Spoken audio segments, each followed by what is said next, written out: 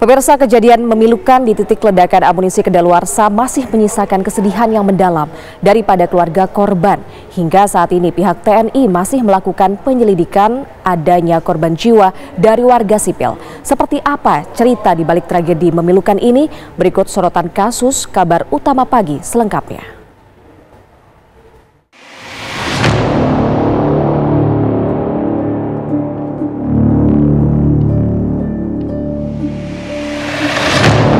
Jadi artinya waktu itu mah belum ada proses peledakan, belum? Udah ngeledakin. Oh, udah ngeledakin. Ya itu kan rencana terakhir. Apakah memang seperti biasanya itu setelah ledakan itu ada serpian-serpian yang biasanya segera diambil oleh masyarakat? Hanya informasi itu yang bisa kita sampaikan terlebih dulu sambil nanti kita mengamankan tempat tersebut.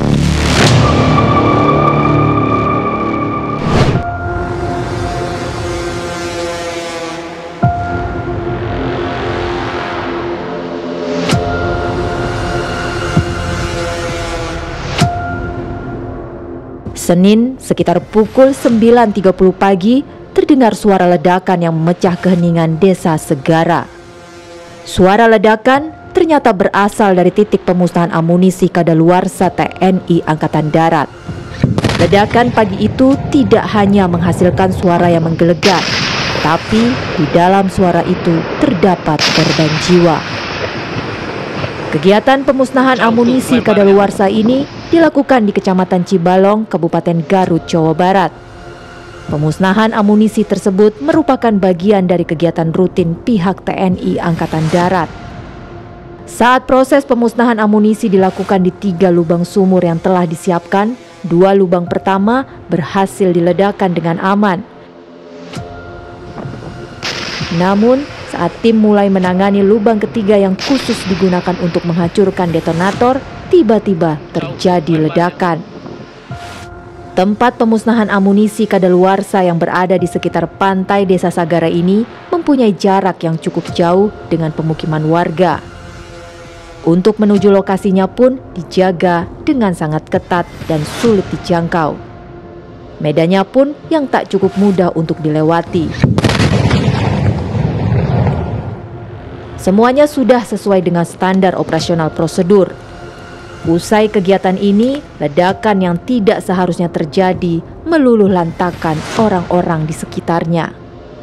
Salah satu korban yang lolos dalam peristiwa maut itu adalah Anjas.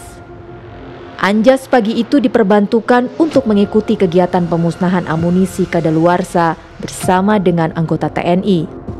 Ia menyatakan awalnya semua baik-baik saja. Namun, pada saat dirinya meninggalkan lokasi untuk mengambil sesuatu di tempat lain, di saat itu pula lah ledakan hebat terdengar dari jarak jauh. Iya, ledakan mau pas lubang lari dari lubang. Oh, disuruh atau gimana? Disuruh pulang, ngambil barang. Tiba-tiba ada ledakan. Posisi teman A yang meninggal di mana? Di tenda apa di luar? Di luar. Di lokasi ledakan. Oh, di lubang. Lokasi lubang. Oh, pas lubangnya, bukan di tenda jadi. Bukan. Oh, AA disuruh ngambil peti peluru. Peti bekas bom. Oh, peti bekas bom. Nah. Kalau menurut AA tiba-tiba meledak, kenapa itu? Ya pasti itu kan tiap tahun tiap ada kegiatan di situ pasti ada bom yang bekas yang meledak tapi timbun sama pasir. Oh, gitu. Jadi artinya waktu itu mah belum ada proses peledakan, belum? Udah ngeledakin. Oh, udah ngeledakin. Ya itu kan rencana terakhir paling gue.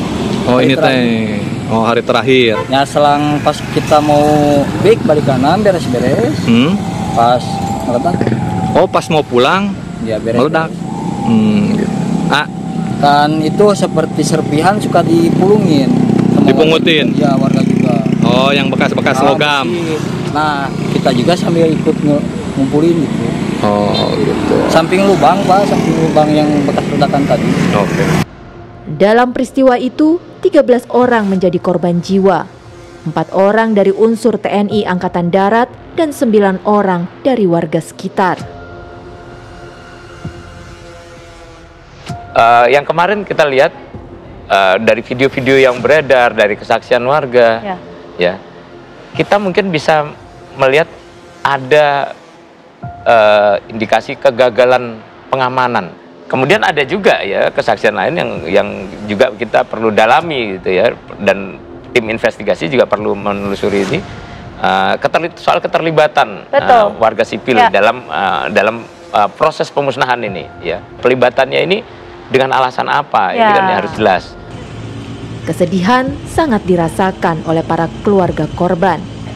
Tak ada yang mengira jika anggota keluarga yang mereka kasihi pagi itu harus menjadi korban ledakan. Jenazah Kolonel CP Antonius Hermawan yang bertugas sebagai Kepala Gudang Pusat Amunisi 3 Pusat Peralatan TNI AD dimakamkan di Yogyakarta dengan upacara militer. Sementara Mayor CPL Anda Rohanda dimakamkan di TPU Sukasantri, Kampung Sukasari, Desa Cinono, Kecamatan Cilenyi, Kabupaten Bandung, Jawa Barat. 2 anggota lainnya dimakamkan di kampung halamannya masing-masing. Di antara para korban terdapat 2 warga sipil yang merupakan kakak beradik.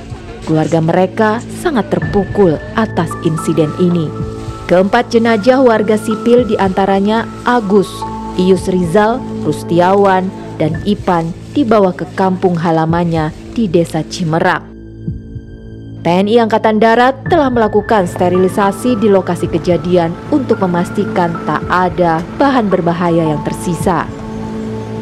Masih tanda tanya besar, mengapa ada warga sipil berada di tempat yang seharusnya terlarang untuk mereka?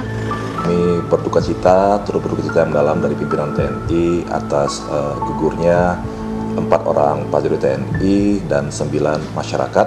Kita masih selidiki ke depan nanti apa penyebab terjadi ledakan ini dan kenapa misalnya banyak masyarakat juga yang ikut menjadi korban. Apakah memang seperti biasanya itu setelah ledakan itu ada serpian-serpian yang biasanya segera diambil oleh masyarakat. Hanya informasi itu yang bisa kita sampaikan terlebih dulu sambil nanti kita mengamankan tempat tersebut. Simpang siur informasi adanya warga sipil yang berada di lokasi itu karena diperbantukan pihak TNI masih dalam proses penyidikan. Tragedi ini menyoroti pentingnya prosedur keselamatan yang ketat dalam penanganan bahan peledak dan keterlibatan masyarakat dalam kegiatan berisiko tinggi.